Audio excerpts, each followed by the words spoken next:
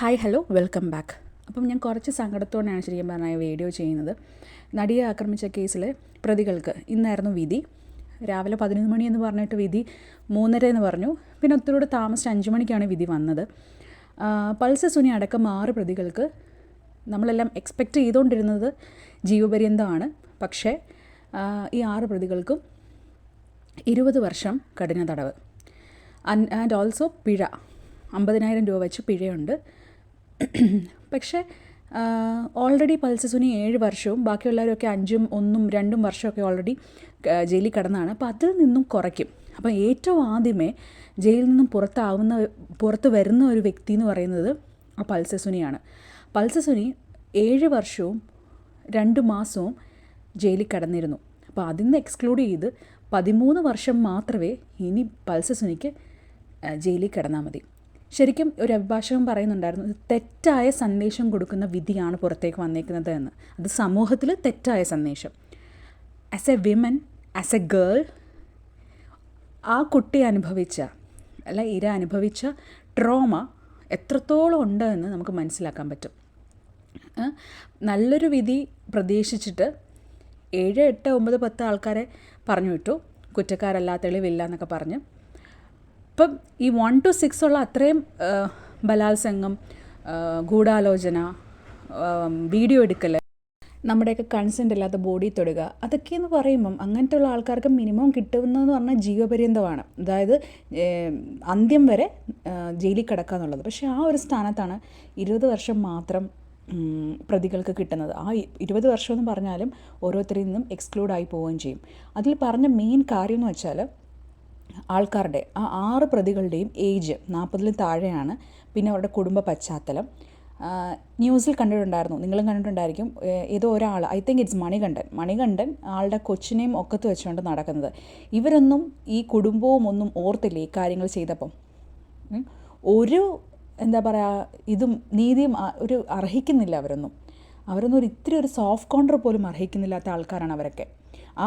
അവർക്കാണ് ഇങ്ങനെ ഒരു സംഭവം, അതായത് ഇത്രയും വർഷം ചെയ്താൽ മതി, അല്ലെങ്കിൽ കിടന്ന അത്രയും വർഷത്തിൽ നിന്ന് എക്സ്ക്ലൂഡ് ആയിട്ട് ഇത്രയും മിനിമം ബലാത്സംഗ കേസിൽ കിട്ടുന്ന ഏറ്റവും മിനിമം ആയിട്ടുള്ള ഒരു ശിക്ഷയാണ് കൊടുത്തിരിക്കുന്നത്. അതായത് 20 വർഷം എന്നുള്ളത് ഏറ്റവും മിനിമമാണ്. പക്ഷേ പ്രോസിക്യൂഷൻ വായിച്ചിരുന്നത് ജീവപര്യന്തം തന്നെ കൊടുക്കണം 6 പേർക്കും എന്നായിരുന്നു. പക്ഷേ അവിടെയും ഫെയിലായിപ്പോയി, പ്രോസിക്യൂഷനും ഫെയിലായിപ്പോയി. എനിവേ, പിന്നീട് വരുന്ന ഒരുപാട് വാർത്തകൾ എന്ന് പറയുന്നത് ഇനിയിപ്പം അപ്പീലിന് പോകാൻ പറ്റും, നടിക്ക് അപ്പീലിന് പോകാൻ പറ്റും, ഗൂഢാലോചന തെളിയിക്കാനുള്ള കുറച്ച് കാര്യങ്ങളൊക്കെ റിക്കവർ ചെയ്തെടുത്തിട്ടുണ്ട് പോലീസ്. പക്ഷേ ഈ പോലീസ് കുറച്ചുകൂടെ നമ്മൾ പുറത്തുനിന്ന് കാണുമ്പം ഇതൊന്നും തെളിവായിട്ട് അവർ ഒന്നും തെളിവ് കണ്ടുപിടിച്ചില്ലേ എന്നൊക്കെ നമുക്കിരുന്ന് സംസാരിക്കാം. പക്ഷേ അവർ ഓൾറെഡി നടിയുടെ അഡ്വക്കേറ്റ് പറയുന്നത് TB ബിന്നി അവർ പറയുന്നത് ഓൾറെഡി ഇഷ്ടം പോലെ തെളിവുണ്ട്, ഗൂഢാലോചനയ്ക്ക് ഇഷ്ടം പോലെ തെളിവുണ്ടായിരുന്നു. അതായത് 8ാം പ്രതി ദിലീപിനെതിരെ ഒരുപാട് തെളിവുകളുണ്ടായിട്ടും എന്തുകൊണ്ട് വെറുതെ വിട്ടു എന്നുള്ളത് ഇനി ആ പകർപ്പ് വിധിയുടെ പകർപ്പ് കിട്ടിയാൽ മാത്രമേ അവർക്ക് മനസ്സിലാകാൻ പറ്റുള്ളൂ എന്നും ഡിസംബർ 12, അത് ഇന്ന് വരെ ഉള്ളൂ ഈ ഒരു വാദത്തിൻ്റെ കാര്യം. ഈ നെക്സ്റ്റ് ഡേ ഓൺവേർഡ്സ് ഞങ്ങൾ എല്ലാവരും വെറും അഡ്വക്കേറ്റ് TB ബിന്നി മാത്രമാണെന്നും പുറത്തുള്ള എല്ലാ കാര്യങ്ങളും എനിക്ക് വിശദമായിട്ട് നിങ്ങളുടെ റിപ്പോർട്ടേഴ്സിനെ മുമ്പിൽ വെച്ച് പറയാൻ പറ്റുമെന്നൊക്കെയാണ് പറഞ്ഞിരുന്നത്. എനിവേ, അവർ ഒറ്റയ്ക്ക് പോരാടിയ സ്ത്രീയാണ്. ഈ 7-8 വർഷവും അവരുടെ കൂടെ ആരും ഉണ്ടായിരുന്നില്ല. ഒറ്റയ്ക്ക് പോരാടി അറ്റ്ലീസ്റ്റ് ഇത്രയും വരെ കൊണ്ടെത്തിച്ചാണ്. അവർക്ക് പോലും ഭീഷണിയുണ്ട്, ജീവനിൽ ഭീഷണിയുണ്ട്, ജീവിതയ്ക്ക് ഭീഷണിയുണ്ട്. അങ്ങനെ ഒരുപാട് പേർക്ക് ഭീഷണിയുണ്ട് ഈ കേസിൽ. അത്രയും ഹൈ പ്രൊഫൈൽ കേസാണ്. അപ്പീലിന് പോകുമ്പോഴെങ്കിലും സത്യം തെളിയും എന്ന് നമുക്ക് വിചാരിക്കാം. എന്താ സംഭവിക്കാൻ പോകുന്നതെന്ന് അറിയത്തില്ല. തെറ്റ് ചെയ്തവർ ശിക്ഷിക്കപ്പെടട്ടെ. അതായത് ദിലീപ് തെറ്റ് ചെയ്തിട്ടില്ലെങ്കിൽ ശിക്ഷിക്കപ്പെടേണ്ട. അതിൽ എനിക്കൊരു ക്വസ്റ്റ്യൻ എന്താണെന്ന്, ദിലീപ് തെറ്റ് ചെയ്തിട്ടില്ല എങ്കിൽ 2018 ദിലീപ് ഒരു 85 ദിവസം ജയിലിൽ കിടന്നിട്ടുണ്ടായിരുന്നു. ഗൂഢാലോചന കേസ് എന്ന് പറഞ്ഞിട്ട് 85 ദിവസം റിമാൻഡിൽ കയറി കസ്റ്റഡി എടുത്ത് തെളിവെടുപ്പും കാര്യങ്ങളൊക്കെ നടന്നതാണ്. ദിലീപ് അങ്ങൊരു സംഭവം ചെയ്തിട്ടില്ല എങ്കിൽ ദിലീപിന് എന്തുകൊണ്ട് അതിന് കേസിന് പോകുന്നില്ല? എൻ്റെ ഫെയിം നഷ്ടപ്പെടുത്തി, ഇങ്ങനെ ഒരു കേസ് നിലനിൽക്കുന്നില്ല, എന്നിട്ടും എന്തുകൊണ്ട് ആൾ ഇതിന് പോകുന്നില്ല, കേസിന് പോകുന്നില്ല?